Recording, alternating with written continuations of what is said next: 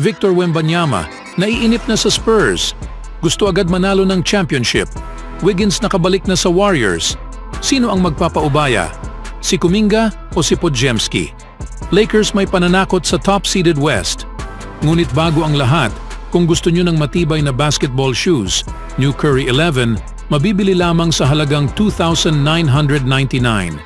Click lamang ang link sa comment section or bisitahin lamang ang tefen.com for more high-quality shoes. Ang nagsisimulang star na si Victor Wembanyama ay ipinahayag lamang ang pagiging tapat sa San Antonio Spurs. Ngunit ayon kay Ramona Shelburne ng ESPN, maaaring maglaho ang kanyang pagiging tapat kung hindi magsisimula ang Spurs na manalo sa mga mas maraming laro. Si Victor ay nandito at gusto niyang manalo, sabi ni Shelburne. Hindi ko alam kung gaano siya magiging pasensyoso sa Spurs dahil kapag pinapanood ko siyang maglaro, kompetitibo siya, gusto niyang manalo. Gaano katagal mo sila bibigyan ng panahon? 1 taon o 2? Wala sa pag-iisip ko na gusto niyang manatili dito sa ibaba ng standings sa lottery. Si Victor, isang 20-year-old pa lamang, ay nasa kanyang rookie contract pa rin at wala siyang kapangyarihan sa kanyang sitwasyon hanggang sa matapos ang kanyang kontrata. Ngunit sa panahon ng player empowerment ngayon, hindi na nakakagulat na makita si Wembanyama na maglagay ng pressure sa loob ng front office para gumawa ng hakbang o darating ang peligrong mawawala siya sa team sa hinaharap. Gayunpaman, hanggang ngayon, wala pang palatandaan si Victor na gusto niyang umalis. Sa San Antonio, nilinaw ng Spurs kay Wembanyama na ang daan patungo sa pagiging isang malakas na koponan ay magiging isang mahabang daan at pinayuhan nila ang kanilang star na huwag magmadali sa proseso. Gayunpaman, walang anuman ang makapaghanda kay Victor para sa kung ano ang nangyayari sa kampanyang ito. Sa kabila sa impresibong mga numero na may 20.9 points, 10.2 rebounds at 3.4 blocks bawat laro, hindi nadala ni Wemby na gawing kompetitibo ang Spurs sa mga laro at naging pinagmulan ito ng malaking frustration para sa kanya. Ngayong season, hindi lang basta lottery team ang Spurs, sila ay isa sa pinakamasamang team sa kasaysayan ng NBA. Sa 13-48 na ito ng season, ang Spurs ay nasa huling pwesto sa West at ilang buwan pa lang mula sa isang franchise record na 18-game losing streak. Papasok sa summer ang Spurs at nakaharap sa maraming tanong tungkol sa kanilang hinaharap. At si Victor ang sentro sa lahat bilang isang umuusbong na NBA superstar. Kung hindi magawa ng Spurs, napuna ng kanyang nais na magtagumpay sa sapat na panahon, ang ingay patungkol sa kanyang potensyal na pag-alis ay lalong lalakas. Sa kanyang unang 55 games, pinatunayan na ni Victor Wembanyama na siya ang susunod na magiging NBA superstar.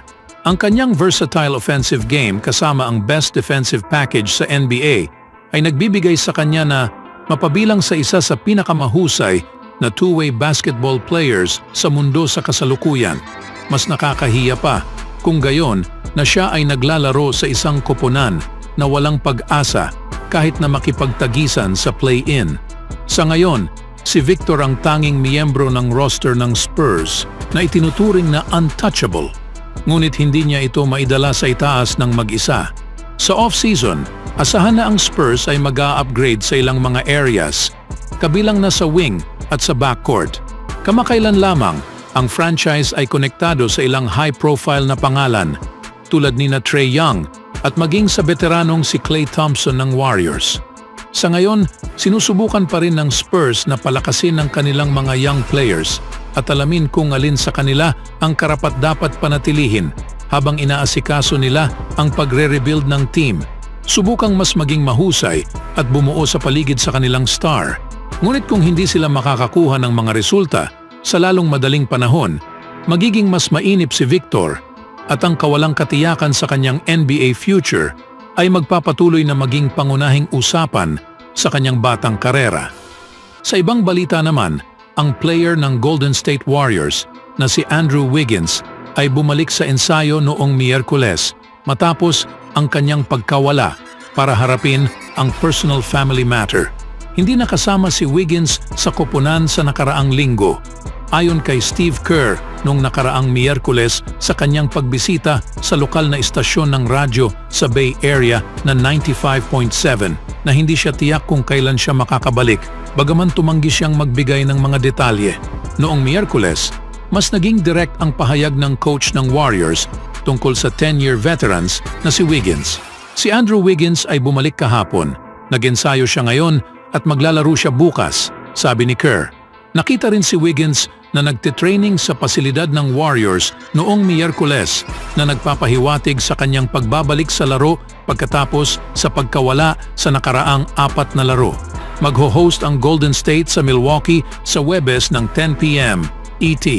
Si Wiggins ay absent sa last 25 games ng regular season noong nakaraang season dahil sa family matter. Bagaman hindi niya sinabi maging ang koponan na ipahayag kung ano ang nangyari, iniulat ni Shams Charania na ang ama ni Wiggins ay nagdadalamhati sa isang seryosong kalagayan sa kalusugan.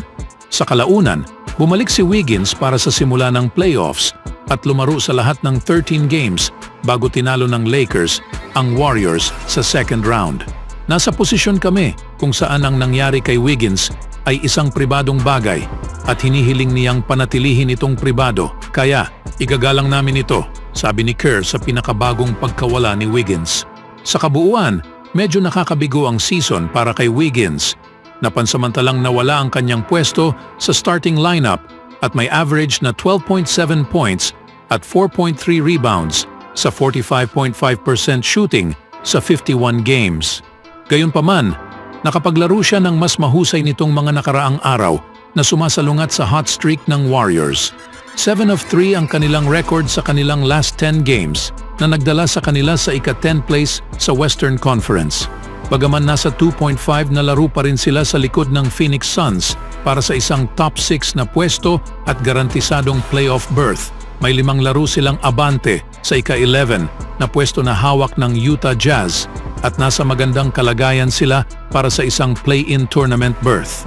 Sa pagbabalik na ngayon ni Wiggins, ang inaasahan ay ang maaari niyang madagdagan ang impresibong stretch games ng Golden State, lalo na mula sa mga kabataan tulad ni Jonathan Kuminga at Brandon Podziemski. Ito ay maging interesado kung paano pagaganahin ni Kerr ang rotation sa pagbabalik ni Wiggins. Dahil sa paraan sa ipinapakita ni Kuminga at Podziemski, may magandang pagkakataon na pareho sila ni Klay Thompson na magmumula sa bench sa hinaharap. Sa sumunod na balita naman, bagaman ika-9 sa Western Conference standings, sinabi ni Lakers star Anthony Davis na hindi siya nag-aalala kung saan nakalagay ang kanyang koponan para sa huling bahagi ng regular season. Sa katunayan, sa isang kamakailang usapan niya sa media, sinabi ni Davis na hindi niya iniinda ang mga rankings sa West, na kung saan tinutukoy niya ang kanilang run noong last conference finals, bilang patunay na hindi kailangan ng Lakers ang home court advantage upang magtagumpay. Wala talaga kaming pakialam kung anong pwesto kami. Pinatunayan namin yon noong nakaraang taon, hindi importante, sabi ni Davis. Kung makapasok ka lang sa playoffs, pwede mangyari ang anuman. Hindi namin iniisip kung anong matchup ang gusto namin. Mahalaga lang na makapasok at harapin ang bawat kalaban mula doon.